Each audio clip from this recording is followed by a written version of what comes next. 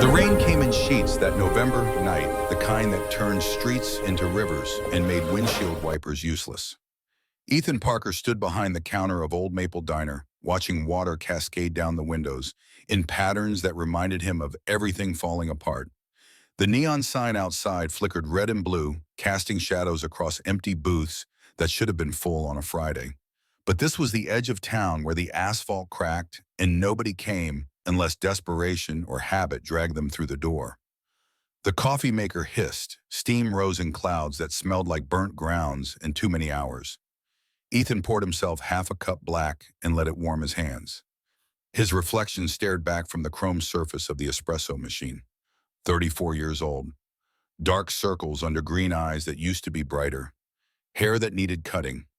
A uniform shirt that had been washed so many times the blue had faded to something closer to gray. 5 years. 5 years of this. The bell above the door chimed. Joe stumbled in from the parking lot, water streaming from his trucker cap, his jacket dark with rain. He shook himself like a dog and grinned. "How's my favorite waiter doing tonight?" Ethan grabbed a clean mug without being asked. Joe always sat at the counter. Joe always ordered coffee with 2 creams. Joe always told stories about the road, most of them, at least all of them, entertaining. Living the dream, Joe. The trucker settled onto his usual stool. His hands were calloused and scarred, the hands of a man who loaded his own freight. Just came off a 10-hour haul from Pittsburgh. Refrigerators. You ever try to strap down 40 refrigerators in the back of a semi? Can't say I have. It's an art form, like Tetris, except if you mess up, everything shifts and you're dead in a ditch.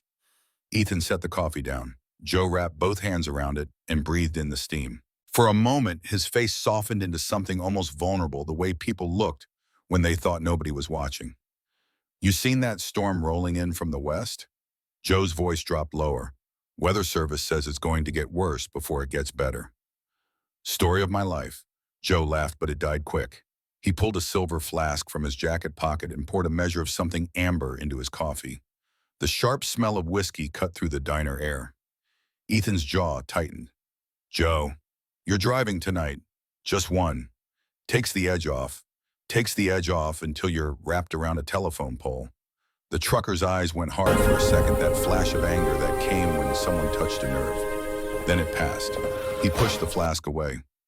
"You sound like my ex-wife. Your ex-wife was probably smart. Smart enough to leave me anyway."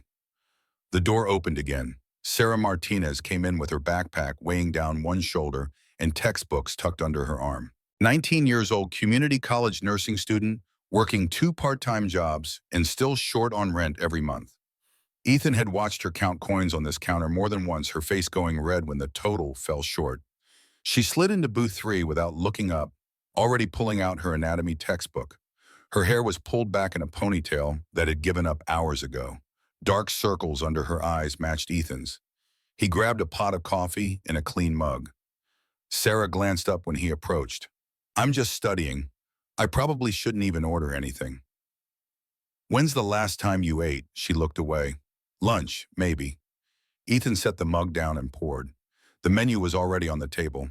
She picked it up with the kind of careful deliberation people used when they were calculating dollars and cents. "I'll just have toast. Toast and eggs." "Ethan, toast, eggs, and hash browns." "On me. I can't keep letting you do this." "Then don't think of it as letting me. Think of it as accepting help from someone who's been exactly where you are." Her eyes filled. She looked down at her textbook so he wouldn't see. "I'll pay you back. When I'm working as a nurse, I promise. You'll pay it forward. That's all I ask. Help someone else when you can." He was back at the counter before she could argue. Marcus appeared in the kitchen window, his dark face gleaming with sweat from the grill. He slid Sarah's order across the metal ledge. "You're too soft, Parker." "Maybe. That girl's gonna think you want something. I want her to finish school and not drop out because she can't afford to eat. That's what I want."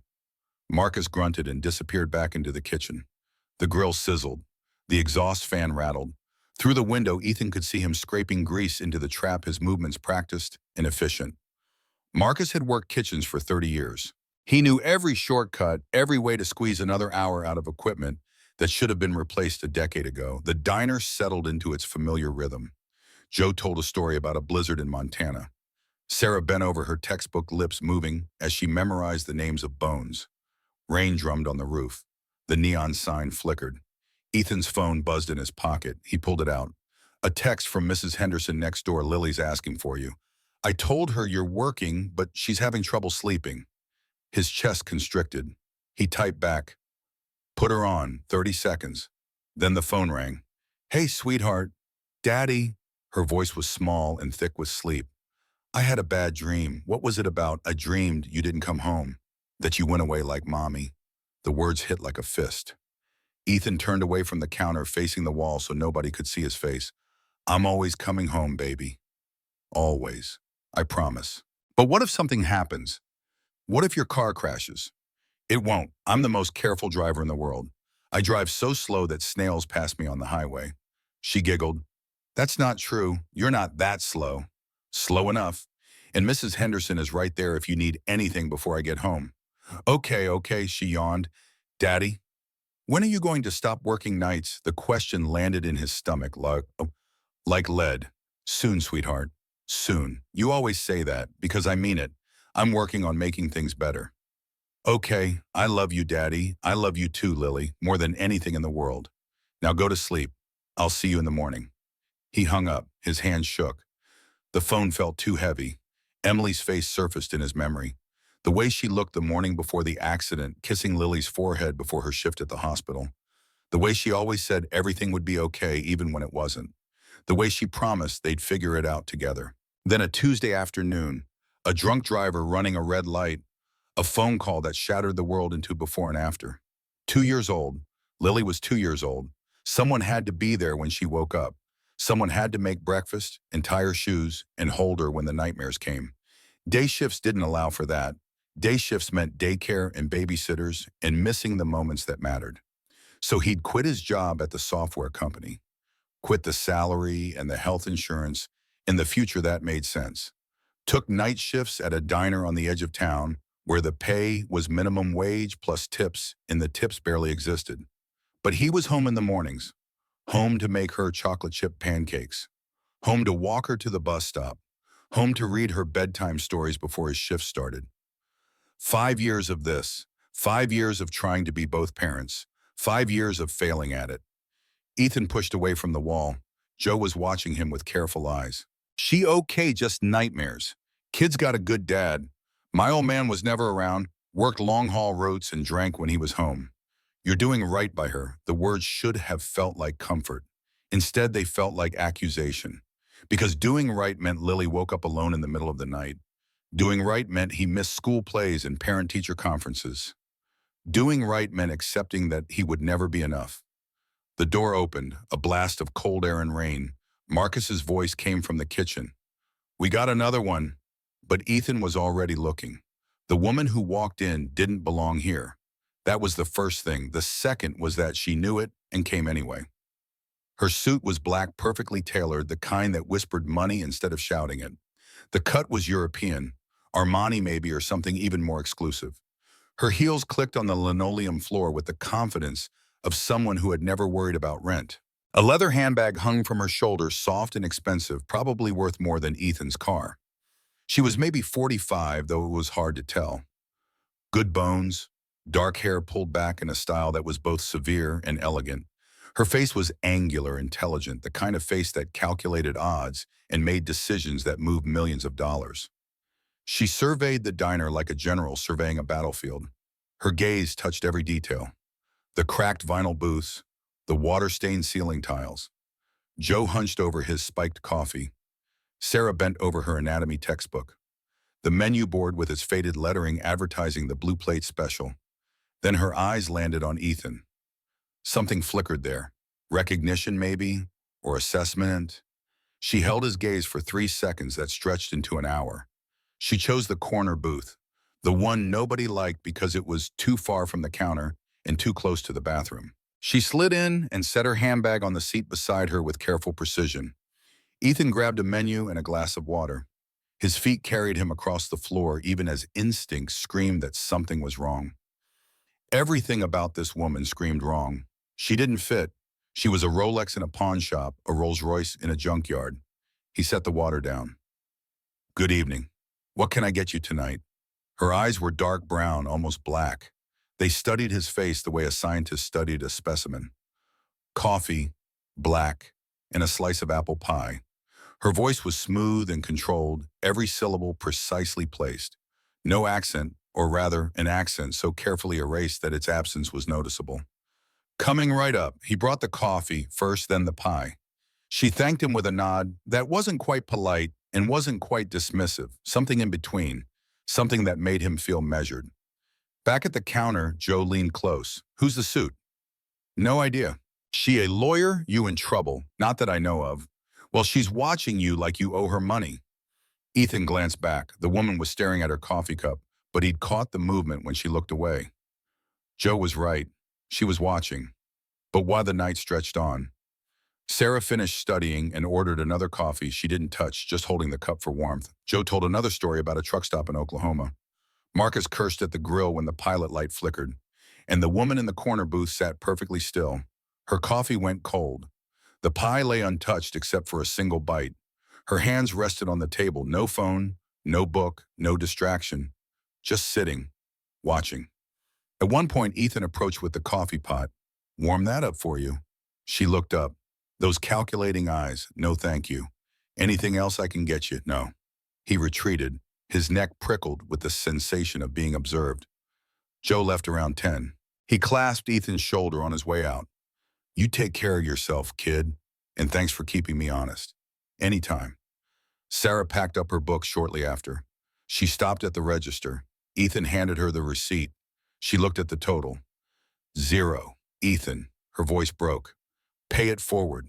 Remember. She nodded, unable to speak, and walked into the rain. The diner was nearly empty now. A couple in booth 5 young and arguing in low voices about money and rent and all the things that slowly killed love. The woman in the corner booth. Ethan cleared tables and restocked napkins and refilled salt shakers. Normal tasks, familiar rhythms. But the weight of that dark gaze followed him everywhere. At 10:30 she stood. The movement was fluid and controlled. She walked to the register. Her heels clicked. Her face betrayed nothing. Just the coffee and pie. Yes, $8.50. She handed him a credit card. Black, heavy, the kind with no spending limit. He ran it through the machine. The receipt printed. She signed it. Her handwriting was precise and elegant. Then she placed the merchant copy on the counter and walked toward the door. Ethan looked down. The tip line was blank. 0. The disappointment settled in his stomach like a stone. Not surprised. Rich people rarely tipped well. They thought the meal was payment enough. They never thought about rent or electric bills or daughters who needed new shoes. Still, she'd sat there for over an hour, watched him work, and left nothing. He folded the receipt and moved to clear her table. That's when he saw the envelope. It sat beneath the edge of the plate where the pie had been. White, heavy stock, folded once with sharp creases. On the outside, in that same precise handwriting, for the waiter who remembers names. Ethan's hand trembled as he picked it up. The paper felt expensive. His fingers left marks on the pristine surface. He looked toward the door, but the woman was gone. Rain and darkness. The red neon sign reflected in puddles. Inside the envelope was a business card and a single sheet of paper. The card was heavy embossed lettering that caught the light. Victoria Hale, CEO, Hale Industries. An address downtown in the financial district. A phone number. The paper read, I need to see you. This is not charity. This is a proposal. Come to Hale Industries tomorrow at 10 in the morning. Ask for Victoria Hale. Don't ignore this. His heart hammered. Victoria Hale. He knew that name. Everyone did. Forbes had ranked her in the top 50 self-made billionaires in America. Tech industry, started her company in a garage with borrowed money and built it into an empire worth billions. Venture capital, AI development. Something about algorithmic trading platforms that Ethan didn't fully understand. She was in the news constantly, opening new facilities, donating to hospitals, speaking at conferences about innovation and disruption and the future of technology. And she just sat in his diner for an hour, left 0 tip, and told him to come to her office. Ethan stared at the note until the words blurred. His mind spun through possibilities. A prank, a scam, some kind of test or experiment for a TV show. Rich people playing games with poor people's lives. But something about the way she'd watched him, the calculation in her eyes, the precision of every movement. This wasn't random. This was deliberate. He slipped the note and card into his pocket and finished clearing the table.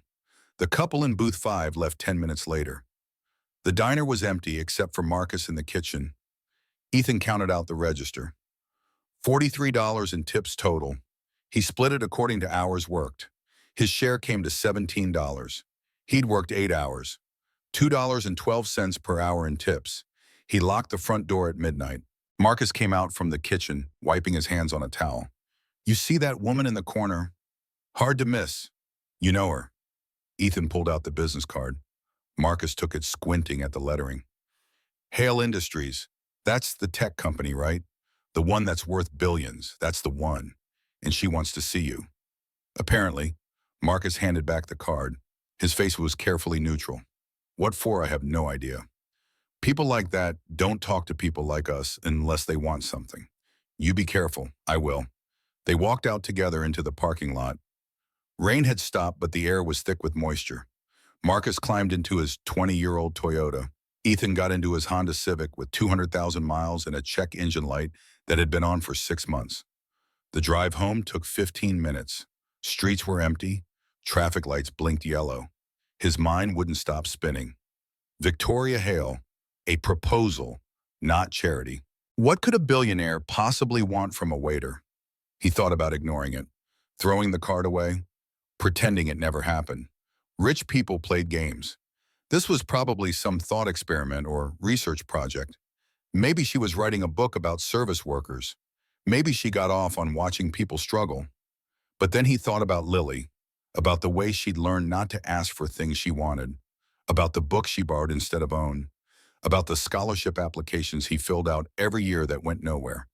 If there was even a chance this could help her, even 1%, could he walk away? The apartment building was dark, 3 stories of red brick with rusting fire escapes. His apartment was on the second floor, number 2C. The hallway smelled like cooking oil and mildew. He unlocked the door as quietly as possible. 2:30 in the morning. The apartment was dark except for Lily's nightlight, a small plastic moon that cast soft blue shadows. He checked on her first. She was asleep, curled on her side with Mr. Whiskers tucked under her chin. The stuffed rabbit was gray from washing one ear slightly torn where the stitching had come loose. Emily had bought it the day Lily was born. Her hair was spread across the pillow in tangles. Her mouth was slightly open. She breathed with the perfect peace of childhood sleep. Ethan stood in the doorway watching her. Sometimes he could see Emily in her face, the shape of her nose, the curve of her chin, little pieces of the woman he'd loved scattered through their daughter like fragments of light. His phone buzzed, an email. He pulled it out, squinting at the screen in the darkness. The subject line read, an important update regarding spring semester tuition. His stomach dropped before he even opened it. Dear parents and guardians, we are pleased to announce the implementation of our new enhanced learning program for the spring semester. This comprehensive initiative will include smaller class sizes, additional STEM resources, individualized learning plans, and enhanced technology integration in all classrooms. To support this program, tuition will be adjusted to reflect the increased value and resources provided. The new semester tuition will be $2,500 effective January 15th. We understand this represents a significant increase from the current rate of $1,200 per semester. However, we believe the enhanced educational experience will provide exceptional value for your child's development. Payment plans and financial aid applications are available through our administrative office. Ethan read it 3 times. Each time the number stayed the same. $2,500, due in 6 weeks. His bank account had $340 in it. His rent was $650. Utilities another $120. Car insurance $98. Groceries $200 on a good month. Gas to get to work $60. Phone bill $45. He did the math in his head. Even if he picked up every available shift, even if tips somehow doubled, even if he stopped eating entirely, he'd still be $1,000 short. He sat down on the edge of his bed. The mattress sagged in the middle. The room was cold because he kept the thermostat at 62 to save money. Lily couldn't transfer schools. She had friends there. Her teachers knew her. After Emily died, that school had been the one stable thing in her life. Her second-grade teacher, Mrs. Chen, had held her when she cried during the first week back. The principal had waived late fees when Ethan couldn't pick her up on time. It was the only place where Lily felt safe. He pulled out the business card again. The embossed lettering caught the street light coming through the window. Victoria Hale, Hale Industries. A proposal. The note said it wasn't charity. But what else could it be? What could he possibly offer a billionaire? He thought about Marcus's warning. People like that don't talk to people like us unless they want something. But what if that something was legitimate? What if this was real? The card felt heavy in his hand. He turned it over. On the back, written in the same precise script, "Your daughter deserves more." His breath caught. She'd watched him on the phone with Lily. She'd heard that conversation. She knew. He lay down without undressing. Sleep was impossible. He stared at the water-stained ceiling and watched shadows move across the plaster. Car headlights swept through the window at irregular intervals. Emily's voice echoed in his memory. "Give her the life I couldn't give her." He'd tried. God, he'd tried. But trying wasn't enough. Trying didn't pay tuition. Trying didn't erase the check engine light or fix the refrigerator that leaked or replace Lily's winter coat that was 2 sizes too small. At 4 in the morning, he got up and made coffee. The pot gurgled and hissed. He stood at the small kitchen window, watching the street below. A few early morning workers trudged toward the bus stop. A homeless man pushed a shopping cart filled with plastic bags. Lily appeared in the kitchen doorway at 6. Her hair was wild. She wore pajamas with stars on them, the pants too short because she'd grown 3 inches in the past year. She climbed into his lap without a word and pressed her face against his chest. He wrapped his arms around her. "Did you sleep okay after we talked?" "Yeah." She yawned. "I dreamed about Mommy again." "What did you dream?" "That she was making pancakes, the kind with chocolate chips. And she was singing that song she always sang." "What song?" Lily hummed a few notes. Ethan's throat closed. It was a Fleetwood Mac song Emily used to play on Sunday mornings. "Landslide." "What else?" She said she was proud of us, that we were doing good. His eyes burned. "She is, baby. I promise she is. Are we doing good, Daddy?" The question was so earnest, so full of trust. He held her tighter. "We're doing the best we can, and that's all anyone can do." She was quiet for a moment. Then, "Some kids at school have 2 parents. Why don't I?" He'd answered this question 100 times. It never got easier. "You did have 2 parents. Mommy loved you so much. But sometimes bad things happen and people go away. Not because they want to, because accidents happen. Like the car accident. Like the car accident. Are you going to have an accident? No. I'm very careful. I always wear my seatbelt. I never drive too fast. And I always come home." She looked up at him. "Promise, promise." They made pancakes together. Lily mixed the batter while Ethan heated the griddle. She insisted on measuring everything herself, her tongue poking out in concentration as she counted cups of flour. The pancakes came out lumpy and misshapen. They ate them with too much syrup and pretended they were perfect. At 7:30, he walked her to the bus stop. Other kids were already there with their parents. Most of the parents looked as tired as Ethan felt. Working-class neighborhood, single mothers and fathers working multiple jobs, immigrants sending money back home, everyone grinding through each day and hoping tomorrow would be easier. The bus pulled up, yellow and loud. Lily hugged him tight. "Love you, Daddy. Love you too, sweetheart. Have a good day at school." She climbed the steps, found a seat, waved through the window. The bus pulled away in a cloud of exhaust. Ethan stood there until it disappeared around the corner. Then he walked back to the apartment and stared at Victoria Hale's business card for 20 minutes. At 8, he called the number. A professional voice answered immediately. "Hale Industries. How may I direct your call? I need to speak with Victoria Hale. May I ask who's calling Ethan Parker?" There was a pause. Just a second. Then, "One moment, please." Classical music played, something by Bach. The notes were precise and mathematical and somehow made him more nervous. 30 seconds. Then a click. "Mr. Parker." Victoria's voice, smooth and controlled. "I'm glad you called." His hand was sweating. I got your note. Will you come? I don't understand what this is about. Come to my office at 10. I'll explain everything. Can you give me some idea now? No, this conversation needs to happen in person. How do I know this isn't some kind of scam? Because I left my card. Because my company is publicly traded. Because you can Google me and see exactly who I am. He had. He'd spent an hour at 3 in the morning reading every article he could find. What do you want from me, 10 o'clock? A silence. Then softer. Please. This is important. She hung up. Ethan stood in his kitchen holding the phone. Every instinct screamed trap. Rich people didn't help poor people. They exploited them, used them, discarded them when they had extracted whatever value they could. But Lily's face swam in his vision. The way she'd learned not to ask for the science book. The way she'd accepted the too small winter coat without complaint. The way she'd asked if they were doing good. He looked at the clock. 9:15. The building was downtown 45 minutes away in traffic. He had exactly one suit, the one from his wedding 7 years ago. It hung in the back of his closet, wrapped in dry cleaner plastic. He pulled it out, navy blue. The shoulders were tight now, the pants hid above his ankles, but it was the best he had. He showered and shaved, put on a white shirt that was slightly yellow at the collar from age. Tied a tie he'd learned to knot from a YouTube video before his wedding. In the bathroom mirror, a stranger stared back. Someone trying to look professional. Someone pretending to belong in places he didn't. At 9:30, he was in his car. The check engine light glowed orange.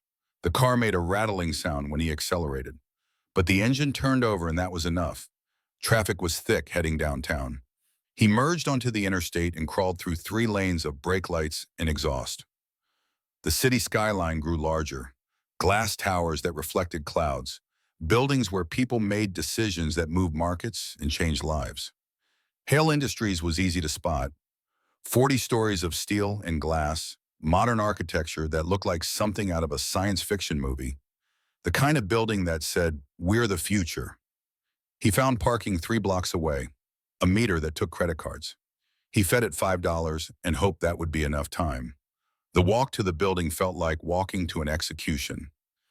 Every step took him further from the world he knew, briefcases and expensive shoes, suits that cost more than his monthly rent, people who belonged here. He didn't. The lobby was marble and chrome. A massive sculpture made of twisted metal hung from the ceiling, abstract and expensive and probably meaningful to someone. The reception desk was white and curved, staffed by 2 women who looked like they'd stepped out of a fashion magazine. Ethan approached. His reflection in the polished floor looked small and out of place. "I'm here to see Victoria Hale." The receptionist looked up. Her smile was professional and distant, the kind that didn't reach her eyes. "Do you have an appointment?" She asked me to come. "My name is Ethan Parker." The woman's smile didn't change, but something shifted in her gaze. She picked up a phone and murmured something too quiet to hear. 30 seconds, then she hung up. When she looked at him again, there was surprise. Not quite respect, but something close. Recognition that he wasn't who she'd expected. 38th floor, elevator on the left. He rode up alone. The elevator was glass-walled, showing the city dropping away beneath him. By the 20th floor, he could see the river. By the 30th, the entire downtown spread out like a map. The doors opened onto a hallway of dark wood and recessed lighting. Quiet. The kind of quiet that came from thick carpet and heavy doors and rooms designed to muffle sound. A young man in an expensive suit met him immediately. Dark hair, sharp jawline, the kind of generic handsomeness that came from good genes and better grooming. "Mr. Parker." "Yes, right this way." They walked past offices with glass walls. People sat at computers with multiple monitors. Others stood at whiteboards covered in equations and diagrams. Everyone looked focused and intense and slightly manic, like they were building something that mattered. The assistant stopped at a set of double doors at the end of the hall, knocked twice, waited. "Come in." The office was massive, floor-to-ceiling windows overlooking the city, a desk that could have fit Ethan's entire apartment, minimal furniture. Clean lines, everything in its place with calculated precision. Victoria Hale stood behind the desk. She wore a different suit today, charcoal gray, perfectly tailored. Her hair was pulled back. Her face showed nothing. "Mr. Parker is here." "Thank you, David." The assistant left. The door closed with a soft click. Ethan stood there feeling like an intruder. Victoria gestured to the chairs across from her desk. Please sit. He sat. The chair was leather and expensive, and probably cost more than his car. Victoria didn't sit immediately. Instead, she walked to a small table near the window where an elaborate coffee maker sat all chrome and glass and buttons that probably did things regular coffee makers didn't. Coffee, sure. She made 2 cups. The machine hummed and hissed. Fresh beans ground with precision. Water heated to exact temperature. The smell filled the office rich and complex. She brought both cups to the desk and sat across from him. It felt strange watching a billionaire make coffee. He'd expected her to have someone do it for her. Thank you for coming. Her voice was calm, measured. I wasn't certain you would. I almost didn't. But you did. Why? He wrapped his hands around the cup. It was warm and solid. Because I need to understand what this is about. Why you sat in my diner for an hour. Why you left 0 tip. Why you're asking me here. Victoria took a sip of her coffee, set it down with careful precision. The tip was a test. Heat flared in his chest. A test I needed to see how you'd react to being overlooked, to being made invisible. Most people show their true character when they think nobody's watching or when they're treated as less than. Ethan stood, the chair scraped against the floor. You tested me like some kind of lab experiment? Yes, you insulted me to prove a point. I observed you to verify what I suspected. Victoria's voice stayed level. And you passed. You didn't curse me. Didn't complain to your coworkers. Didn't even frown. You thanked me and wished me a good night. Ethan moved toward the door. I don't know what kind of game this is, but I'm not interested. It's not a game, then what is it? Because from where I'm standing, it looks like you got bored and decided to mess with some poor waiter's life. Test his character. See how the lower classes behave. Write a paper about it. Sit down. Please, he kept his hand on the door handle. I came here because I thought maybe you needed something. That maybe this was real. But you're just another rich person playing games with people who can't afford to play. I'm offering you a job. The words hung in the air. Ethan turned. Victoria stood now, meeting his eyes directly. Community outreach manager for a project I'm launching. $75,000 a year. Full benefits. Health insurance, dental vision. Retirement matching. And a scholarship for your daughter at one of the best private schools in the state. Full tuition covered through high school. The number hit him like physical force. 75,000. He made 23 working 60-hour weeks. What do you want from me? His voice came out quieter than he meant. I'm just a waiter. I don't have a degree in community outreach. I don't have connections. I don't have experience. What could I possibly do for you? Victoria walked around the desk closer now. You've been there. You know what it's like to work 2 jobs and still come up short. To smile at people who don't see you. To make choices no one should have to make. I need someone who won't treat struggling families like charity cases. Someone who will see them as people. She picked up a folder from her desk, thick, heavy. She handed it to him. He opened it slowly. Inside were documents, spreadsheets, photographs, mission statements, and budget projections. The header on the first page read Second Chances Initiative, a comprehensive support program for single-parent families. He read through it. His hands trembled slightly. The program was massive: job training and placement assistance, childcare support, educational grants for children of single parents, housing assistance, legal aid, mental health services, all coordinated through a central office with caseworkers and counselors and support staff. The budget was in the millions. The scope was staggering. You want me to run this, I want you to help build it, to make sure it actually helps people instead of just making me feel good about myself. Victoria sat back down. You have 3 days to think about it. If you say yes, you start in 2 weeks. Ethan closed the folder. This is too much. There has to be a catch. The catch is that you'll work harder than you've ever worked, that you'll carry the weight of knowing families are depending on you, that you'll have to make decisions that affect real lives. She met his eyes. If that sounds easy, then you're not the right person. He wanted to say yes. The word was there, pressing against his teeth. $75,000. Lily's tuition, health insurance, a future that wasn't just grinding through each day, hoping tomorrow would be easier. But nothing was free. Not like this. Not from people like her. I need to think about it. Victoria nodded. 3 days. You have my number. He left the folder on her desk and walked out. His legs felt unsteady. The elevator ride down was a blur of glass and falling sensation. On the street, he stood in the cold November air and tried to breathe. People streamed past him, their faces blank and focused. Everyone going somewhere. Everyone with purpose. He didn't know where to go. Home felt too small. The diner felt too familiar. He walked for 20 minutes without direction. His phone buzzed. A text from Mrs. Henderson. Lily got off the bus okay. She's doing homework at my place. He should feel relieved. Instead, he felt hollow. At a coffee shop 3 blocks from Hale Industries, he sat with a cup he didn't drink and stared at nothing. The folder's contents replayed in his mind. Second Chances Initiative, $75,000, full benefits. What was the real cost? His shift at the diner started at 6. He arrived at 5:30. Marcus was already there prepping for the dinner rush. He looked up when Ethan came in. How'd it go? Ethan hung up his jacket. She offered me a bone, doing what community outreach, for a program helping single-parent families. How much? Ethan hesitated. Then $75,000 a year. Marcus's spatula stopped mid-flip. $75,000 plus benefits and a scholarship for Lily. The cook stared at him, then turned back to the grill. What does she want in return? That's what I'm trying to figure out. Rich people don't give, Ethan. They buy. What do you think she wants to buy from you? I don't know. That's what scares me.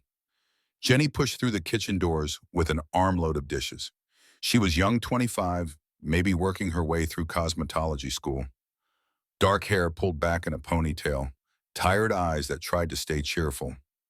Who's buying what? Ethan got a job offer. Marcus's voice was flat. From that billionaire who came in last night. Jenny's eyes went wide. Victoria Hale, I heard about her. My cousin worked for one of her companies. And she's ruthless. Fires people without blinking. Cuts entire divisions if they don't meet quotas. My cousin said she's brilliant, but cold. Like everything's just numbers on a spreadsheet. She set the dishes in the sink. You sure you want to get involved with someone like that? Ethan grabbed an apron. I don't know what I want. You want to take care of your kid. Marcus scraped the grill with hard, angry motions. We all get that. Just make sure you're not trading one kind of broke for another. What do you mean there's broke where you don't have money, and there's broke where you lose yourself trying to get it? He pointed the spatula at Ethan. Don't lose yourself. The dinner rush started. Ethan fell into the familiar rhythm of tables and orders and customers who barely looked at him. A family with 3 kids who couldn't afford dessert. An elderly couple who split one meal and left a $1 tip. A construction worker who counted change for coffee. He saw himself in all of them.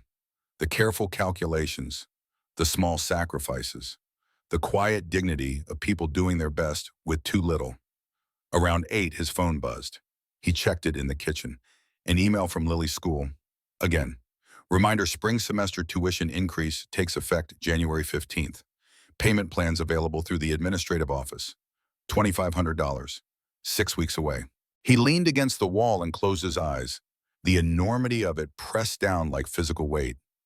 Marcus appeared beside him. You okay? Lily's school tuition is going up. $2,500 for next semester. Jesus, you have that? Not even close. The cook was quiet for a moment. Then maybe that billionaire's offer ain't such a bad thing after all. Maybe. But what if it is? What if it's not? Ethan opened his eyes. What if I take and I'm terrible at it? What if I fail and let down all those families counting on me? What if I lose everything trying to be something I'm not? Marcus put a heavy hand on his shoulder. Or what if you're good at it? What if you help people? What if Lily gets to go to a good school and you stop worrying about rent? That's a lot of what ifs. Life is what ifs.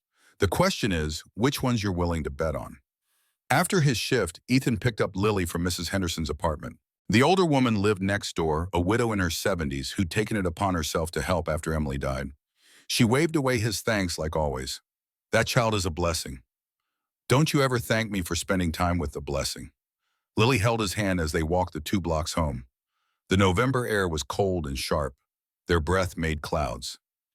"Daddy, can we stow 'em at the store? I need pencils for school." They went to the 24-hour grocery on the corner. Fluorescent lights too bright. Floors sticky with tracked-in dirt. The place smelled like bleach and old produce. Lily went straight to the school supply aisle. She knew where everything was. She picked up the cheapest pack of pencils, already knowing not to ask for the mechanical ones or the ones with patterns. On the way to the register, they passed the book section.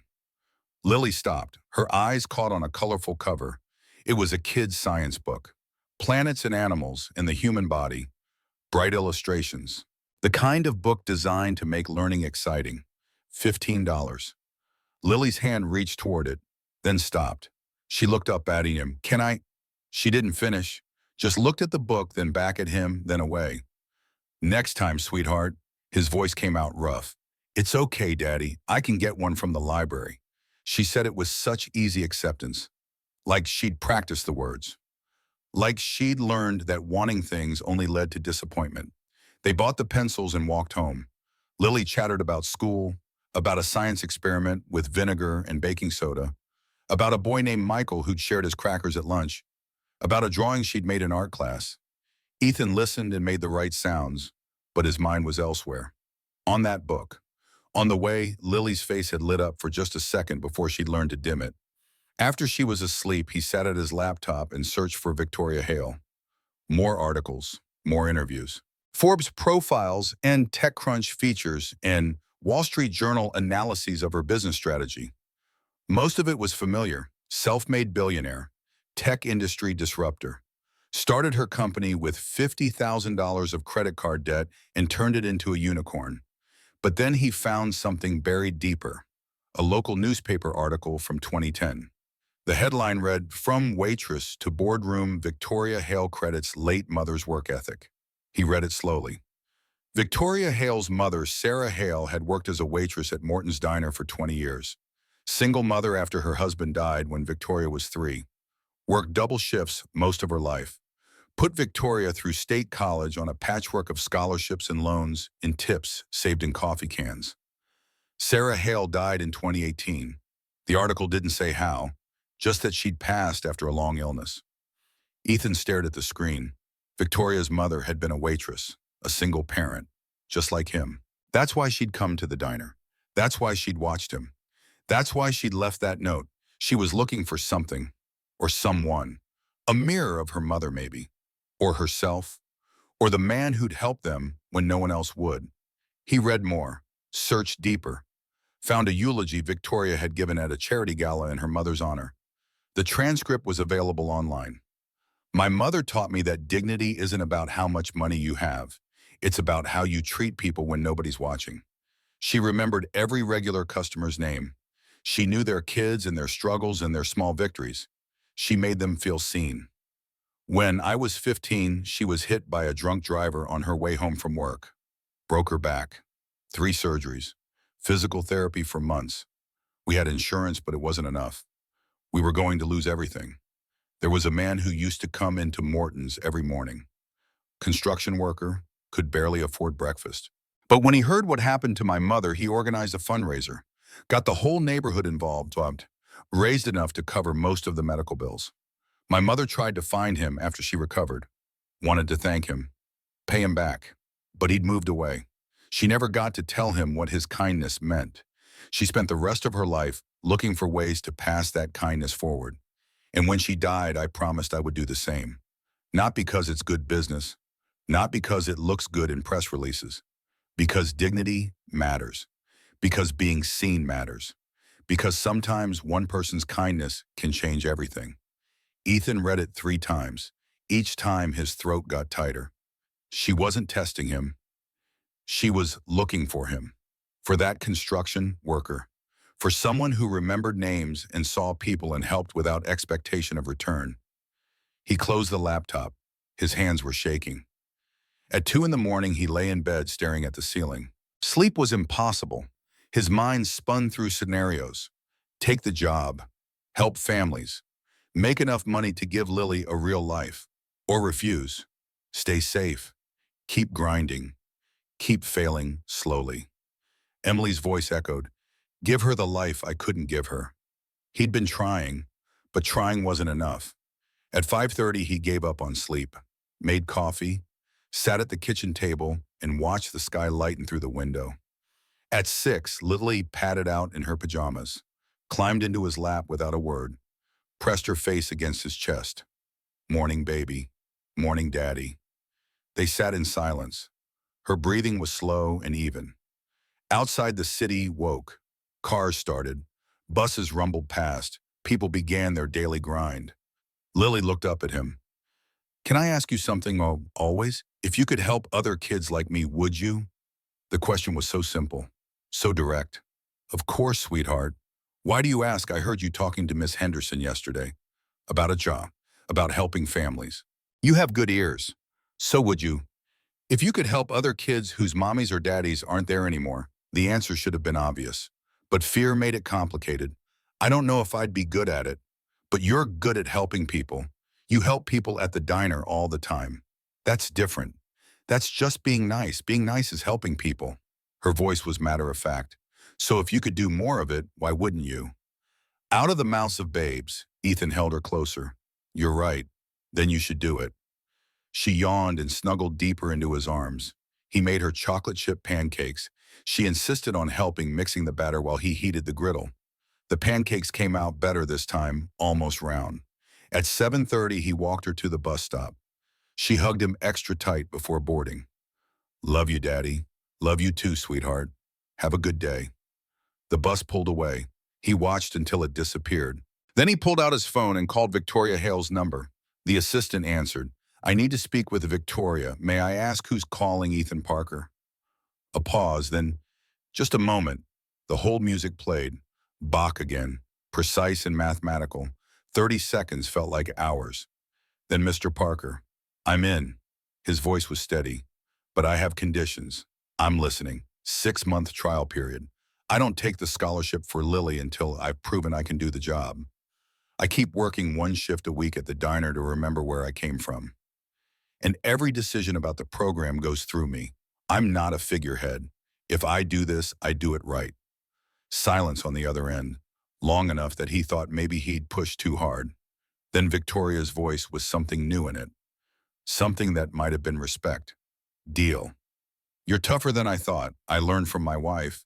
She worked doubles and never complained. When can you start? I need to give Bob 2 weeks' notice at the diner. He's been good to me. 2 weeks. Victoria agreed. Welcome aboard, Ethan. After he hung up, he stood on the sidewalk outside his apartment building for 5 minutes. The morning sun was breaking through clouds. The street was waking up. He just bet everything on a stranger's proposal, on a billionaire's promise, on his own ability to do something he'd never done before. Either it would work or it would destroy him. But at least he'd tried. At least he'd taken the leap. At least he could tell Lily that when she asked if they were doing good, the answer was yes. We're trying to do good, for ourselves and for others. He went inside and looked at the calendar. 2 weeks until his life changed. 2 weeks to prepare, to finish strong at the diner, to get his affairs in order. 2 weeks before everything became different. He spent those 2 weeks in a strange liminal space, working his shifts at Old Maple Diner while mentally preparing for something he couldn't quite imagine. The corporate world, an office on the 38th floor, decisions that affected real lives. Bob took the news better than expected. The old man just nodded and clapped him on the shoulder. You're doing the right thing. This place will still be here if you ever need to come back. I'm keeping 1 shift a week. That was part of the deal. Bob's eyebrows rose. You negotiated, I did. Good for you. Don't let them turn you into something you're not. That's why I'm keeping the shift. To remember, smart man. Word spread through the diner. Marcus congratulated him gruffly. Jenny seemed genuinely happy. Even Joe the trucker raised his coffee cup in salute. You're moving up in the world, kid. Don't forget us, little people. Never. But underneath the congratulations, Ethan sensed something else. Doubt, maybe. Or concern. People who'd grown up poor knew that sudden wealth came with costs, that nothing was free, that the rich played by different rules. He felt it himself, late at night when sleep wouldn't come, during quiet moments at the diner when he caught himself wondering what he'd gotten into. What if this was a mistake? What if Victoria changed her mind? What if he failed spectacularly and ended up worse off than before, but then he'd think of Lily, of the tuition bill coming due, of the science book she'd wanted but wouldn't ask for, of all the small indignities of poverty that ground people down one disappointment at a time. He had to try. On his last full day at the diner before starting the new job, something strange happened. A reporter showed up. She was young, mid-20s, wearing business casual and carrying a recorder. She sat at the counter and ordered coffee. Ethan brought it over. Anything else? Actually, I'm looking for Ethan Parker. I'm with the City Tribune. His stomach dropped. That's me. I was hoping to ask you a few questions about your new position with Hale Industries. How did you know about that? She smiled. It's my job to know things. Victoria Hale doesn't usually hire people without extensive credentials. A diner waiter landing a $75,000 position is news. It's not news, it's just a job. But what makes you qualified? Ethan set down the coffee pot. I don't think I want to answer that. Is there something inappropriate about your relationship with Ms. Hale?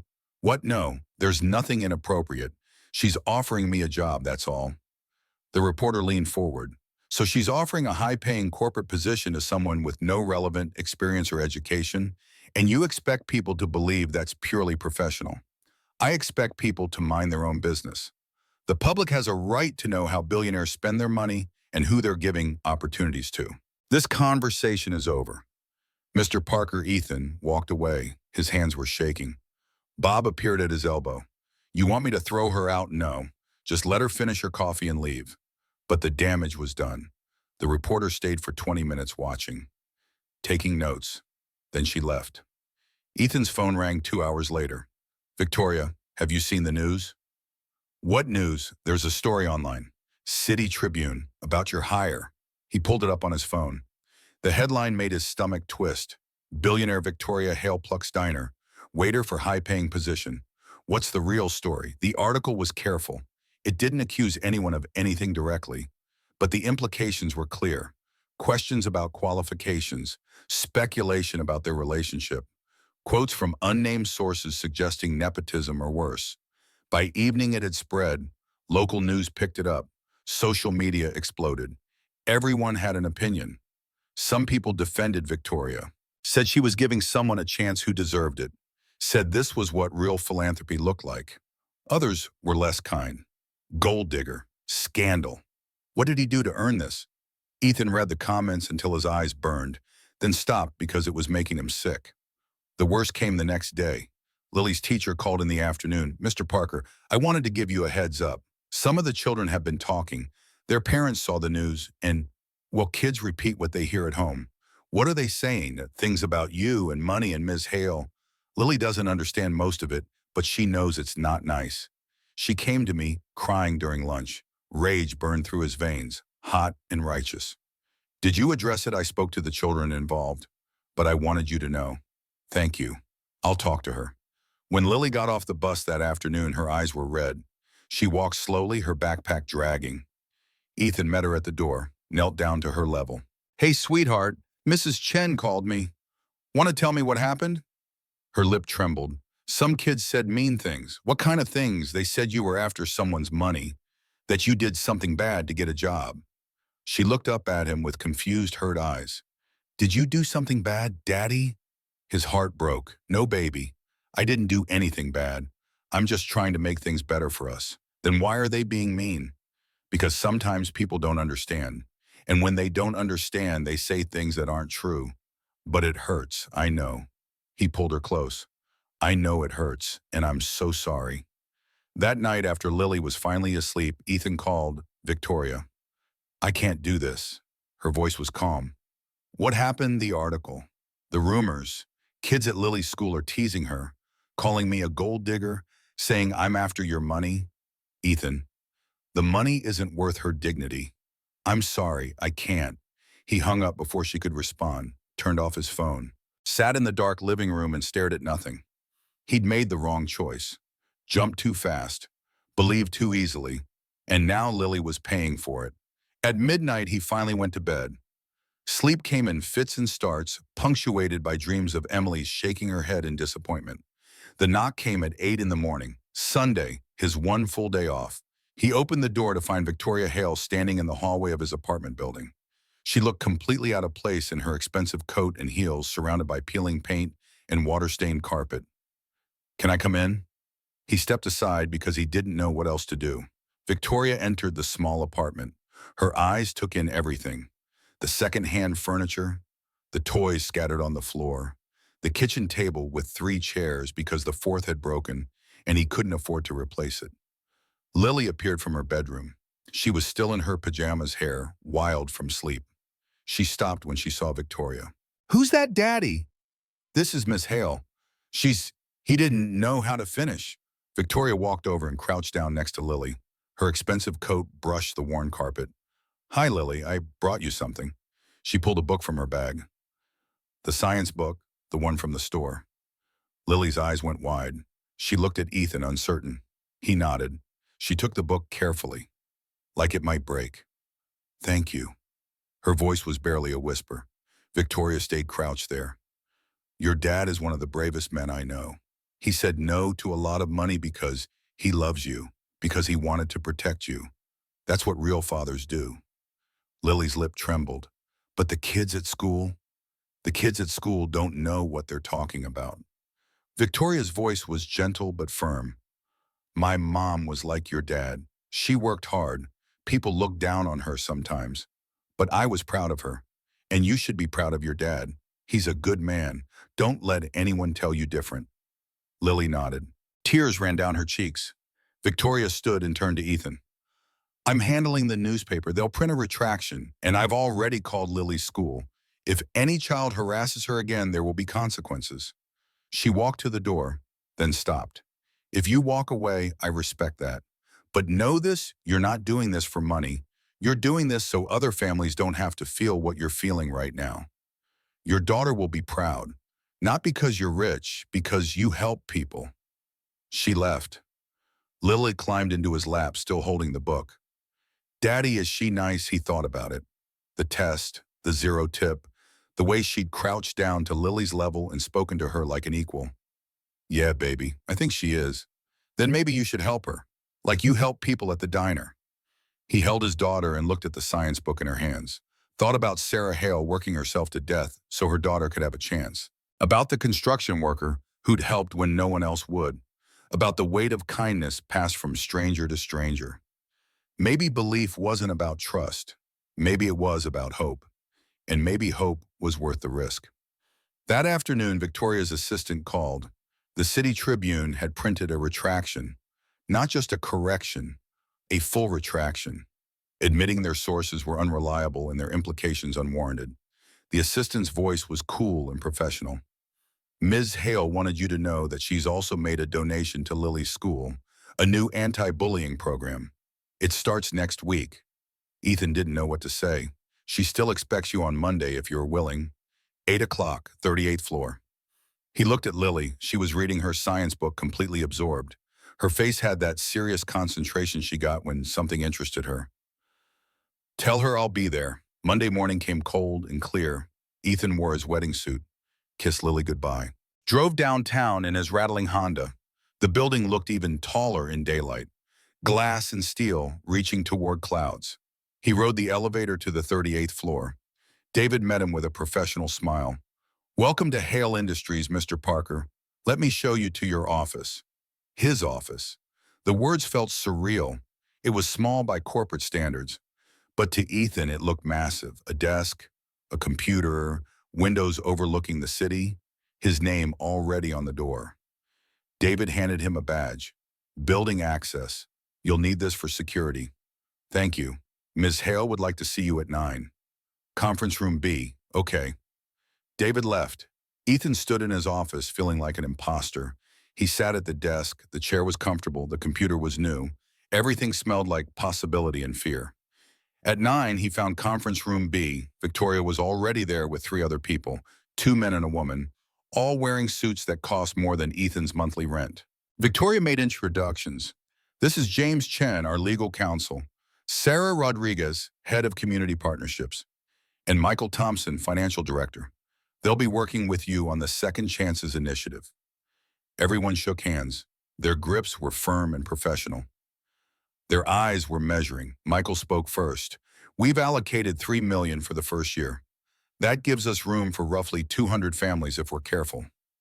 200. Ethan tried to process the number. Sarah leaned forward. I've been reaching out to potential partner organizations, job training programs, childcare providers, housing assistance nonprofits. Everyone's interested, James added. We'll need to be careful about legal compliance, tax implications, liability issues, but I've drafted some initial frameworks. They talked for 2 hours, budgets and timelines and organizational structures. Ethan listened and took notes and tried to keep up. Half the jargon went over his head. ROI. Metrics. Stakeholder engagement. Finally, Victoria turned to him. Thoughts. Everyone looked at him, expectant. I think we're forgetting the most important thing, which is these aren't numbers on a spreadsheet. They're people, families. Every one of them has a story and a struggle and a reason they need help. If we treat this like a business problem, we'll fail. We need to treat it like what it is, human beings trying to survive. The room was quiet. Then Sarah smiled. I like him. Michael nodded. Fair point. James made a note. We'll need to balance that with practical considerations, but noted. Victoria just watched him, something like satisfaction in her eyes. The meeting broke up. People returned to their offices. Victoria asked Ethan to stay. When they were alone, she said, You did well. I barely understood half of what they were saying. You understood the part that matters. She stood by the window. I can teach you the business side, but I can't teach you empathy. You either have it or you don't. Why me, though? Really, there must be hundreds of people who could do this. She was quiet for a moment. Then my mother used to say that some people have a gift for seeing others, not just looking at them, but actually seeing them, recognizing their humanity, their dignity. You have that gift. I watched you in that diner. You remembered everyone's name. You helped without being asked. You treated people like they mattered. That's just being decent. No, Victoria turned to face him. Decent is not treating people badly. What you do is different. You make people feel seen. In a world that treats the poor as invisible, that's revolutionary. He didn't know what to say to that. Go home, Ethan. Get some rest. Tomorrow we start building this thing for real. He left the office as the sun was setting. The city glowed below. Lights flickered on in windows. People finished work days and headed home to families. Ethan picked up Lily from Mrs. Henderson's. She threw her arms around him. How was your first day? Good, baby. Really good. Are you going to help people now? That's the plan, she smiled. Mommy would be proud. His throat closed. Yes, sweetheart. I think she would be. That night, he didn't work at the diner. Bob had given him the week off to transition. So Ethan made dinner for Lily spaghetti with sauce from a jar. They ate together at the small table. Afterward, she showed him her science book, pointing out facts about planets and animals, her face glowing with excitement. Did you know Jupiter has 79 moons? I did not know that. And pandas eat bamboo for 12 hours a day. That's a lot of eating, she laughed. Flipped more pages, soaked up knowledge like a sponge. Watching her, Ethan felt something shift in his chest. This was why. This moment. Her joy. Her curiosity. Her chance to be a kid without worry. Whatever happened next, whatever challenges came, he'd made the right choice. He'd bet on hope. Hop, the first morning felt like walking into a foreign country where everyone spoke a language Ethan had never learned. He arrived at 7:30, half an hour early, and found the 38th floor already humming with activity. People moved through the hallways with purpose, their expensive shoes silent on thick carpet, their faces focused on screens and spreadsheets and problems he couldn't begin to understand. His office waited exactly as he'd left it. Clean desk, new computer, windows overlooking a city that looked different from this height. Cleaner, more organized. Like poverty only existed in certain designated zones that couldn't be seen from here. He logged into the computer using the credentials David had provided. His inbox already contained 47 emails, meeting invitations, policy documents, introductions from people whose titles he had to look up to understand what they did. Director of Strategic Initiatives, Vice President of Corporate Social Responsibility, Senior Manager of Stakeholder Relations. He'd been a waiter 3 days ago. Now he was supposed to understand what stakeholder relations meant. The first email from Victoria was simple. Staff meeting at 8:30.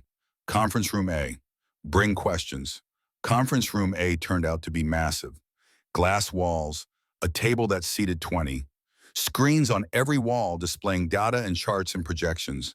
12 people were already seated when he arrived. Victoria sat at the head. She gestured to an empty chair near the middle. Ethan took it, felt every eye in the room assess him. A woman across the table leaned forward. She was maybe 35, blonde hair pulled back in a style that probably required professional help, wearing a navy suit that screamed authority. You must be Ethan Parker. I'm Jennifer Matthews, VP of Human Resources. Welcome to Hale Industries. Thank you. What did you say your background was? MBA, Public Policy. Her tone was pleasant. Her eyes were not. Actually, I worked in tech before transitioning to hospitality. Transitioning to hospitality, Jennifer smiled. That's a diplomatic way to put it. Someone down the table coughed. It might have been covering a laugh. Victoria's voice cut through. Ethan brings direct experience with the populations we're trying to serve. That's more valuable than any credential. Of course. Jennifer's smile didn't waver. I'm sure his perspective will be very educational. The meeting proceeded. Budget reviews, timeline discussions, partnership proposals. Ethan took notes and tried to follow conversations that moved at breakneck speed through concepts he barely grasped. When someone mentioned cadence, he had to discreetly Google it under the table. Key performance indicators. He should have known that. Halfway through, a man named Robert Chen raised his hand.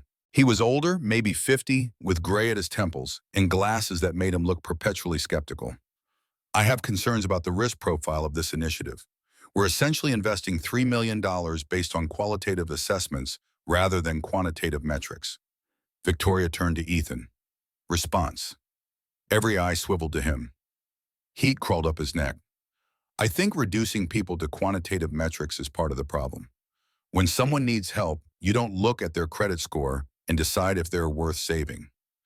You look at whether they're trying, whether they have potential, whether one break could change their trajectory. Robert's eyebrows rose. With all due respect, that's exactly the kind of emotional decision-making that leads to wasteful spending. Emotional decision-making is what your mother did when she packed your lunch every day and drove you to school and believed you'd amount to something. Sometimes emotion is the whole point. The room went very quiet. Then Victoria spoke. Robert, run the numbers. But Ethan's right about the philosophy. We're not venture capitalists looking for return on investment. We're investing in dignity. The meeting ended 10 minutes later. People filed out. Ethan stayed in his chair, heart pounding.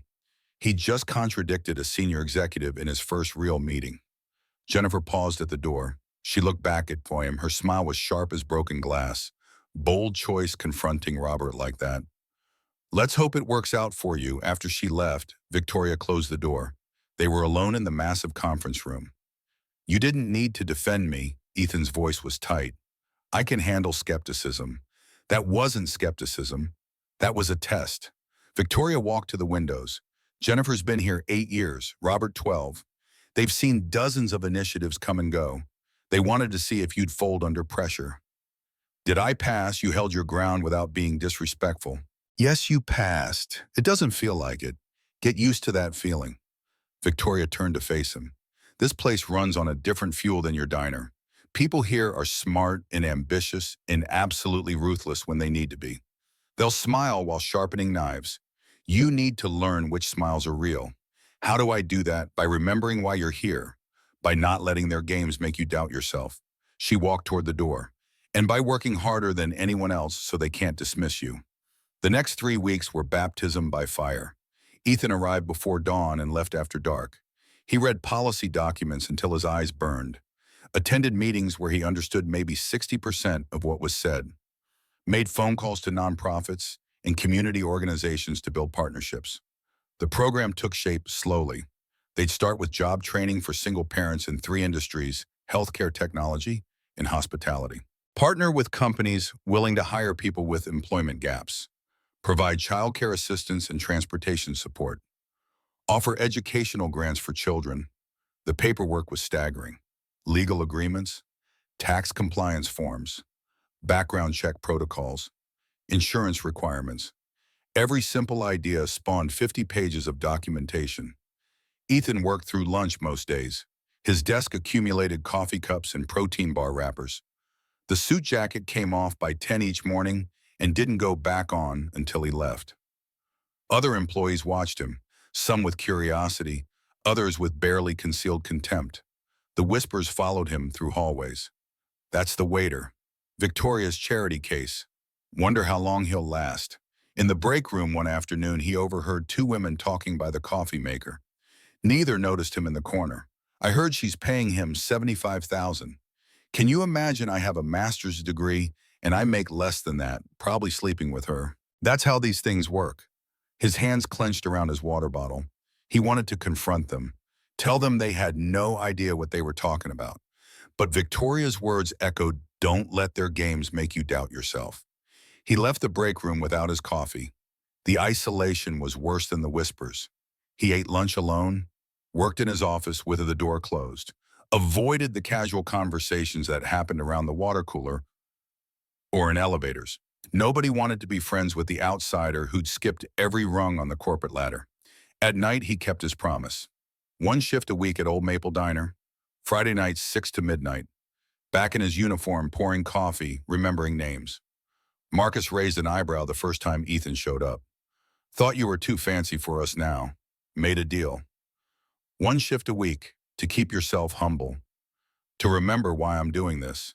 The diner felt like home in a way the office never would. The familiar smells. The regular customers. Joe with his trucker cap and his stories. Sarah stopping by between shifts at the hospital, now wearing scrubs instead of studying them. She hugged him when she saw him. You made it out, just trying to help other people do the same. You will. She pulled back smiling. You already did. 4 weeks into the job, Victoria called him into her office late on a Thursday. The sun was setting, painting the windows gold. We're ready to launch. Her voice was calm, but something underneath suggested this mattered more than she was letting on. First round of applications opens Monday. I want you to personally review everyone. Everyone, that could be hundreds. That's why I'm giving you an assistant. David will help with initial screening, but final decisions are yours. What criteria should I use? She handed him a folder. Inside were profiles, single parents in difficult circumstances. Some had applied through partner organizations. Others had heard about the program through word of mouth. Use your judgment. Look for people who are trying, who have potential, who need a break. He took the folder home that night, didn't work his diner shift, sat at his kitchen table after Lily was asleep and read through 50 applications. Rachel Morrison, 32, 2 kids ages 5 and 8, working overnight stocking shelves at a grocery store, trying to get certified as a medical biller, needed help with course fees and childcare. Daniel Wright, 26, single father of a 3-year-old daughter, mother left 2 years ago, working construction during the day, online classes at night for computer programming, behind on rent. Jennifer Zhao, 40, 3 kids. Husband died in an industrial accident, cleaning houses to make ends meet. Wanted to become a licensed electrician, but couldn't afford the apprenticeship program. Every file was a story. Every story was someone's entire life, condensed into bullet points and financial statements in desperate hope. By midnight, he'd flagged 20 applications. People who were trying so hard they were breaking themselves. People who reminded him of himself 5 years ago. Monday morning, he submitted his recommendations. Victoria approved them all without changes. Tuesday, they made the first calls. Ethan dialed Rachel Morrison's number. It rang 4 times before she answered. Her voice was breathless, like she'd been running. Hello, Ms. Morrison. This is Ethan Parker from the Second Chances Initiative. Oh, God, she sucked in air. I've been waiting for your call. I'm sorry, I'm at work. Can you hold on? Background noise, voices, then a door closing and sudden quiet. Okay, I'm back. Sorry, I'm on break. Ms. Morrison, I'm calling to let you know your application has been accepted. Silence, long enough that he thought the connection had dropped. Ms. Morrison, I'm here. Her voice broke. Are you serious? Completely serious. We'd like to help you with your medical billing certification and provide childcare assistance while you're in class. She made a sound that might have been a laugh or a sob. I've been trying for 2 years. I've applied for every scholarship, every grant. Nobody ever calls back. We're calling back. And we're going to help. After they hung up, Ethan sat at his desk staring at nothing. His hands were shaking. One phone call, 5 minutes, and he'd just changed someone's life. The program launched officially on November 20th. They held a small press conference. Victoria spoke about opportunity and dignity. Local news covered it with cautious optimism. Applications flooded in, hundreds of them. David and two new assistants helped with initial screening, but Ethan reviewed every file personally. Sometimes he worked until midnight, reading stories that made his chest ache. By the end of the first month, they'd accepted 50 families. 50 lives potentially changed. 50 chances at something better. The results started showing almost immediately. Rachel Morrison enrolled in her certification course. Daniel Wright found a programming job through a partner company. Jennifer Zhao started her electrician apprenticeship. Ethan visited them when he could, showed up at Rachel's graduation from medical billing class, met Daniel's daughter, brought coffee to Jennifer at her work site. Victoria noticed. "You're getting personally involved. Is that a problem?" "No," she smiled. "It's exactly what I hoped you'd do." But not everyone succeeded. A woman named Patricia Allen dropped out of the program after 3 weeks. Family emergency, eviction, the cascade of crises that poverty brought with it. Ethan tried to help, made calls, pulled strings, but sometimes the hole was too deep and the ladder too short. He took it hard, sat in his office afterward and stared at her file. All that potential, all that effort, gone. Victoria found him there at 7 in the evening. "You can't save everyone, I know that. Do you? Because you look like someone who thinks they failed, didn't I?" She sat across from him. "My mother used to say that helping people isn't about batting 1,000, it's about stepping up to bat. Patricia might not have made it this time, but she knows someone tried. That matters more than you think." Does it? Because she's still on the street. For now. But maybe next time she'll try again because she remembers that someone believed in her. You can't measure impact in 1-month increments. The words helped, not much, but enough. At home, Lily asked questions about his work. He kept it simple. "Daddy helps families who need extra support, like Mrs. Henderson helped us after Mommy died." "Are they sad like we were?" "Some of them. But we're trying to make them less sad." She thought about this seriously. "That's good, Daddy. Everyone should have help when they're sad." 6 weeks into the program, Marcus showed up at Ethan's office. He looked uncomfortable in his work clothes, surrounded by glass and chrome. His hands were rough and scarred, his posture defensive. "What are you doing here?" Ethan stood. Came around the desk. "You okay?" Marcus wouldn't meet his eyes. "I heard about your program, the one helping people." "Yeah. You think there's room for a kitchen guy who wants to be more?" The question hit Ethan like a wave. "You want to apply?" "If you think I could, I've been working kitchens 30 years, never had a chance to do more. Thought maybe it was too late." "It's not too late." Ethan grabbed an application from his desk. "What do you want to do?"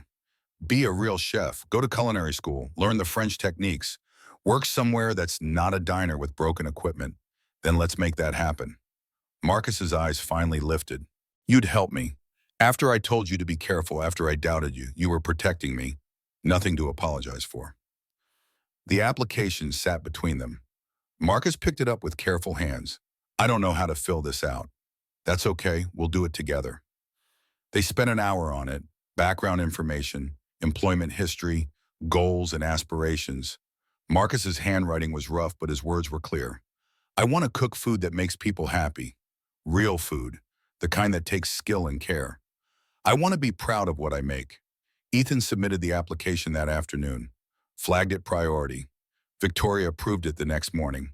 The program enrolled Marcus in the Culinary Institute downtown, full tuition covered. They connected him with a mentor chef at one of the city's best restaurants. Within 2 weeks, he'd given notice at the diner and started classes. When Ethan told him, the older man's face crumpled. He turned away, shoulders shaking. "Hey," Ethan touched his arm. "You okay?" Marcus wiped his eyes roughly. "Nobody ever believed in me before, not like this. You earned this. You've worked hard for 30 years. This is just recognition of that." "No," Marcus turned back. His voice was thick. "This is you remembering where you came from. This is you being the kind of person your wife knew you were. The words landed heavy and warm. The program continued growing. By week 8, they'd helped 75 families. The success stories multiplied. Rachel got hired at a hospital doing medical billing. Daniel's programming job led to a promotion. Jennifer became a licensed electrician. Local news picked up the stories. Feel-good segments about second chances, about a billionaire who cared and a former waiter making a difference.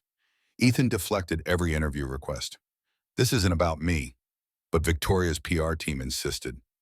One interview, just one, for credibility. He agreed reluctantly. A local television station came to the office, set up lights and cameras, asked questions about his journey. What made you qualified for this position? Direct experience with struggle. Understanding what it's like to make impossible choices. What's the most rewarding part? Seeing people's faces when they realize someone actually cares. The segment aired on a Thursday evening. Ethan watched it at home with Lily. She pointed at the screen. "That's you, Daddy, it is. You look funny on TV," he laughed. "Thanks, baby. But you sound like you, like when you talk about Mommy." He pulled her close, unable to speak. The response was immediate. Applications tripled overnight, phone calls, emails, people sharing stories of struggle and hope and desperation. The office couldn't handle the volume. Victoria approved funding for 3 more staff members. David got promoted to program coordinator. New systems were implemented. Ethan worked 16-hour days, reviewed applications, made calls, visited families. His wedding suit started wearing thin at the elbows. He bought 2 more suits from a discount store. Still felt like an imposter wearing them. In the break room one afternoon, Jennifer Matthews approached. The VP who'd questioned him in that first meeting. Coffee, she held out a cup. "Thanks," he took it cautiously. "I owe you an apology." Her voice was different, less sharp. "I doubted you, thought Victoria was making a mistake. And now I see 75 families with better lives. That's not a mistake. I appreciate that." She hesitated. "Then my sister is a single mother, works 3 jobs, can barely afford rent. I've been too proud to ask for help for her." "You don't have to be proud, just have her apply." The conversation shifted something. Other employees started nodding in hallways, asking questions about the program. A few even asked how they could volunteer. The isolation began to crack. Still, there were doubters. Robert Chen continued questioning budget allocations. Others whispered about sustainability. How long before Victoria got bored? How long before the money ran out? Ethan pushed the doubts aside and focused on the work. Every application, every phone call, every life potentially changed. At night, when Lily was asleep and the apartment was quiet, he sometimes pulled out his phone and looked at photos of Emily, wondered what she'd think of all this. He hoped she'd be proud, hoped she'd understand why he'd taken the risk. "You told me to give her the life you couldn't," he whispered to her picture. "I'm trying. God, I'm trying." Outside his window, the city glowed. Millions of people, millions of stories. And somewhere in that vast tangle of lights and lives, families were sleeping a little easier because someone had believed they deserved a chance. The program was working, but the real test was still coming. The call came at 2 in the morning on a Tuesday in April, 6 months into the program. Ethan had been dreaming about Emily when his phone lit up the darkness. David's voice was tight. "Miss Hale collapsed at the office. They're taking her to Presbyterian Hospital." Ethan was dressed and in his car within 5 minutes. The streets were empty at this hour. Traffic lights blinked yellow. His Honda's engine rattled louder in the silence. The hospital emergency room smelled like antiseptic and fear. David waited in the lobby, still wearing his suit from yesterday. His tie was loosened. His face was gray. "What happened?" "She's been working 90-hour weeks, skipping meals. The doctor said exhaustion and dehydration. Maybe worse, they're running tests. Can I see her family only right now?" They sat in plastic chairs under fluorescent lights that made everyone look sick. A television mounted in the corner played news with the sound muted. Ethan watched subtitles scroll past without reading them. At 4 in the morning, a doctor appeared. Victoria was stable but needed rest. Complete rest. No work for at least 2 weeks. Her assistant would need to handle everything urgent. David looked at Ethan. "The board meeting is scheduled for Thursday. Budget review for all initiatives, including second chances. Can we postpone? Victoria already tried." They refused, said the fiscal quarter closes Friday and decisions need to be made. Something cold settled in Ethan's stomach.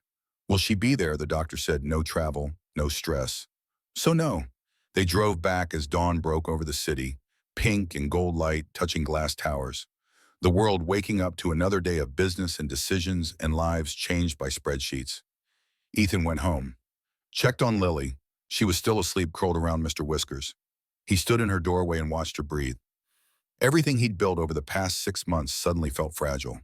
Victoria had been the shield, the authority, the reason the board tolerated his unconventional methods. Without her there, what would happen? Thursday arrived too fast. Ethan wore his best suit, the one he'd bought 2 months ago, when the discount store had a sale. Navy blue, almost professional. The shoulders fit now that he'd started eating regular meals. The boardroom was on the 45th floor. Mahogany table, leather chairs, windows overlooking the financial district. 12 board members sat in expensive suits with tablets and spreadsheets and expressions that revealed nothing. Robert Chen sat at the head of the table in Victoria's absence. He was the interim chairman. His glasses caught the light as he reviewed documents. Ethan took his seat near the middle. David sat beside him with a laptop and a folder thick with program data. Robert called the meeting to order. His voice was measured and cold. We're here to review all active initiatives and make funding decisions for the next fiscal year. Due to Ms. Hale's medical situation, we need to proceed without her input. He pulled up a presentation. Numbers and charts filled the screens on every wall. The Second Chances Initiative has been operational for 6 months. Total expenditure to date $2.3 million. Projected annual cost $4.8 million. That's significantly above the original $3 million budget. A woman across the table leaned forward. Margaret Voss, Chief Financial Officer. Silver hair cut sharp at her jaw, eyes like calculators. What's the return on investment? Ethan spoke before David could. We've helped 143 families. 82 participants have found stable employment. 15 have completed educational programs. Children in the program show improved school attendance and performance. Margaret's expression didn't change. What's the return on investment in dollars? You can't measure human dignity in dollars. This company operates on dollars, Mr. Parker. Everything must be measurable. Robert nodded. That's the fundamental issue we're facing. This initiative is built on qualitative outcomes rather than quantitative returns. It's essentially charity disguised as corporate responsibility. It's corporate responsibility enacted properly. Ethan kept his voice level. We're investing in people who will become taxpayers, employees, community members. The return happens over years, not quarters. Another board member spoke up. Thomas Reeves, older, stern, with white hair and a face carved from stone. I've reviewed the numbers. The cost per family is $35,000 annually. We could achieve similar outcomes by simply writing checks. Why the overhead? Why the staff? Why the complexity? Because writing checks doesn't change systems. Ethan pulled out his own folder. Rachel Morrison, single mother of 2. We didn't just pay for her medical billing certification. We connected her with childcare, helped her negotiate her work schedule, provided mentorship. Now she's employed at Presbyterian Hospital making $42,000 a year. She's off food stamps. Her kids are thriving. That's not just a check. That's transformation. Thomas wasn't convinced. 143 anecdotes don't justify nearly $5 million. They're not anecdotes. They're people. People we cannot afford to subsidize indefinitely. Margaret's fingers moved across her tablet. Our profit margin last quarter was down 4%. Market conditions are tightening. We need to focus resources on core business functions. Robert adjusted his glasses. I propose we suspend the Second Chances Initiative pending further analysis.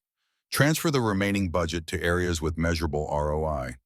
We can revisit the program when conditions improve. The words hung in the air like smoke. Ethan felt something crack open in his chest. A door he'd been holding, closed for months. You want to cut it? We want to make fiscally responsible decisions. You want to cut it because it doesn't fit your spreadsheets, because you can't quantify dignity, because helping people doesn't show up in your quarterly earnings report. Mr. Parker, Robert's voice hardened. I understand you're emotionally invested, but emotion doesn't run companies. No. Ethan stood. The chair scraped against polished floor. But emotion runs lives, and that's what you're all forgetting. Every eye in the room locked on him. You sit here in your leather chairs on the 45th floor and talk about a return on investment like people are stock portfolios. But I've been there. I've worked 3 jobs and still come up short. I've chosen between my daughter's school supplies and the electric bill. I've counted coins for coffee and felt the weight of every pitying look from people who thought I didn't belong. His voice was shaking, but he didn't stop. Victoria's mother was a waitress, worked 2 jobs her entire life. When she got hurt, when they were going to lose everything, a construction worker who could barely afford breakfast organized a fundraiser. Saved them. Not because it was good business, because it was right. Margaret opened her mouth, but Ethan kept going. That construction worker didn't calculate ROI. He saw someone who needed help, and he helped. And because of that, Victoria Hale exists. This company exists. Every dollar you've made, every success you've celebrated, traces back to one man's kindness. The room was absolutely silent. You're not investing in a program. You're investing in dignity, in the chance that one of those 143 families produces the next Victoria Hale, the next person who changes the world because someone believed they were worth saving. He put his hands on the table, leaned forward. Rachel Morrison volunteers at the program now, helps other mothers navigate the system. Marcus Williams, a line cook for 30 years, is now a sous chef at Meridian. He mentors 2 younger cooks every week. Daniel Wright teaches free coding classes to other single fathers. That's not on any spreadsheet, but that's what lasts. That's what compounds. That's what creates value you can't measure but can't ignore. Thomas shifted in his seat. You're asking us to make business decisions based on hope. I'm asking you to make human decisions based on math.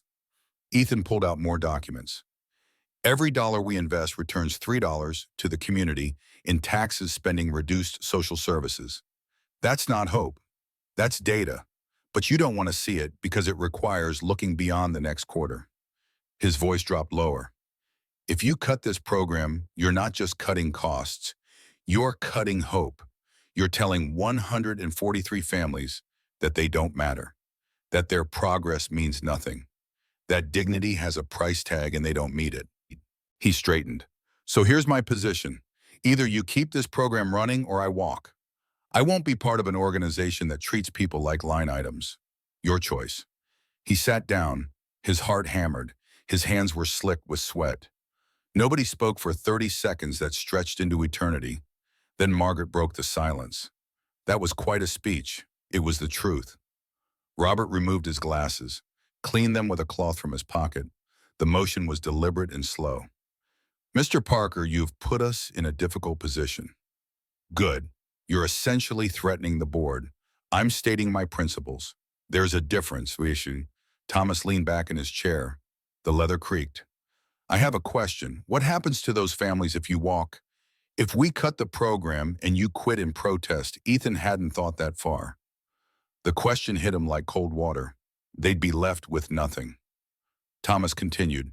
No program, no support, no champion fighting for them.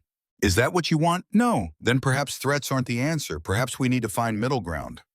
Robert replaced his glasses. Thomas is right. This is more complex than either side is acknowledging.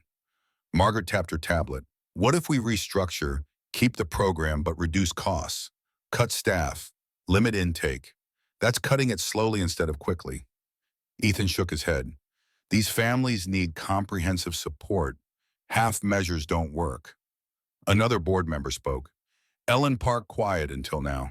Asian woman in her 50s with sharp eyes and sharper intelligence.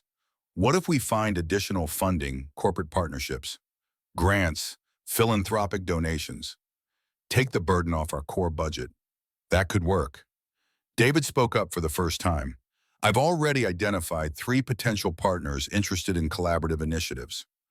Robert looked around the table. Show of hands. Who supports continuing the Second Chances initiative with revised funding structure? 6 hands rose, then 7, 8, 9 total, 3 short of unanimous but enough to pass. Robert nodded slowly. Motion carries. The program continues. Mr. Parker, you'll work with Ellen and David to develop sustainable funding models. We'll review again in 6 months. The meeting adjourned.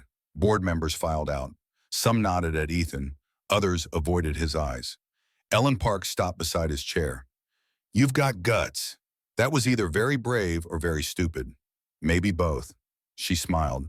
Victoria chose well. Don't make her regret it. After everyone left, David let out a long breath. I thought we were finished. So did I. You threatened to quit. In front of the entire board. I meant it. I know. David closed his laptop. That's why it worked. Ethan visited Victoria that evening. She was awake, propped up in a hospital bed with monitors beeping softly. Her face was pale, but her eyes were sharp. I heard about the board meeting. News travels fast. You threatened to walk. Had to. She smiled. Tired but genuine. My mother would have liked you. I hope so. They sat in comfortable silence. Outside the window, the city lit up as darkness fell. Millions of lights, millions of lives. Take care of it while I'm gone. Victoria's voice was soft. Don't let them forget why we started this. I won't. 6 months passed like water through fingers. The program continued. Funding stabilized through corporate partnerships and grants. More families joined. More success stories emerged. Ethan worked 50-hour weeks instead of 80. Victoria returned after a month, but she'd learned to delegate, to trust. The program became less dependent on any single person. In October, 1 year after that rainy night in the diner, Lily's scholarship letter arrived. The private school Victoria had mentioned. Full tuition through high school, starting immediately if they wanted. Ethan sat at the kitchen table holding the letter. This was the promise, the reward, everything he'd worked for. Lily came home from her public school that afternoon, backpack dragging, face bright. Guess what, Daddy? I got picked to be in the science fair. That's amazing, sweetheart.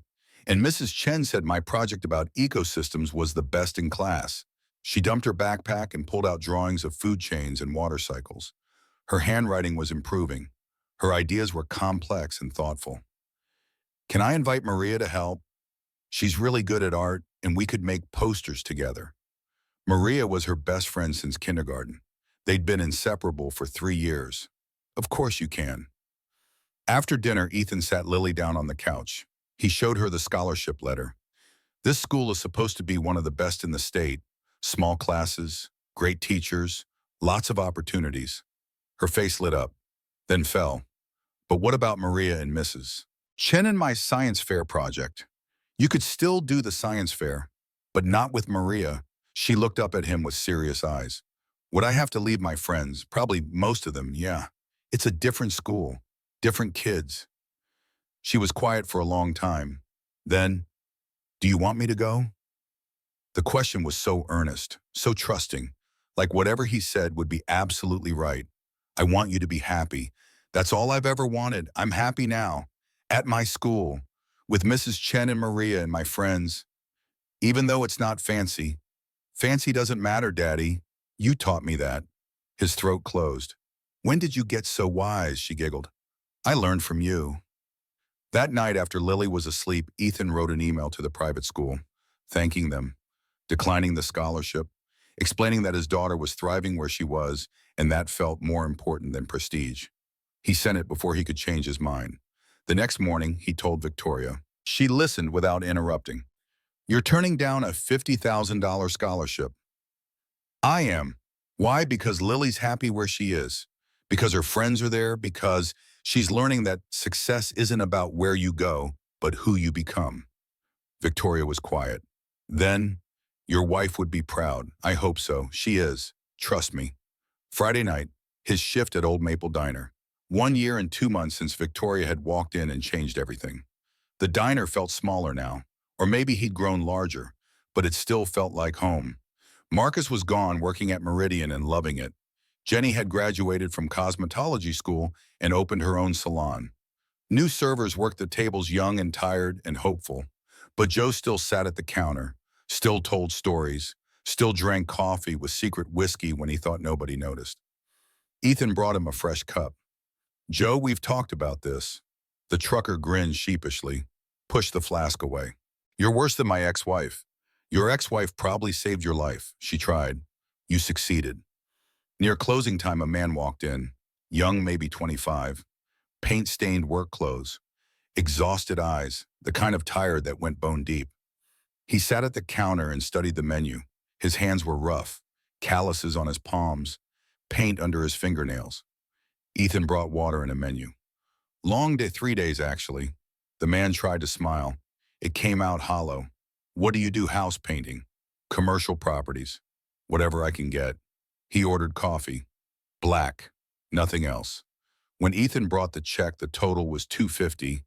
The man pulled out his wallet, counted bills, 3 ones and some change. Ethan picked up the check. This one's covered. Someone paid it forward. The man looked up. His eyes were suddenly wet. Seriously, seriously. Go home. Get some rest. I don't know what to say. I really needed this today. Just remember to help someone else when you can. After the man left, Ethan cleared the counter. That's when he noticed her. Victoria sat in the corner booth, the same booth where this had all started. Coffee and untouched pie. Watching. Ethan walked over. His heart did something strange. Recognition and gratitude and something deeper. You know, most CEOs don't hang out in diners at midnight. Most CEOs don't know what they're missing. She finished her coffee and stood, placed two $50 bills on the table. Beneath them was a folded note. Ethan picked it up. Read it. You're doing great. Keep going. VH.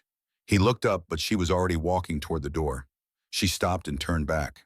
That man you just helped, his name is Daniel Torres.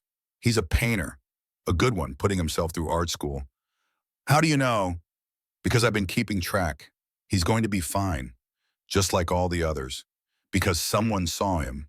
Because you saw him. She smiled. Just like someone saw you, she left. The door chimed. Cold air rushed in. Ethan stood holding the note and the $100. He put the money in the tip jar for the other servers, but kept the note. Outside, the November rain had started again. 1 year full circle.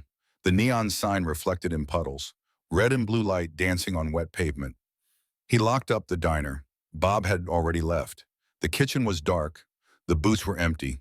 His phone buzzed. A text from Lily. Love you, Daddy. See you in the morning.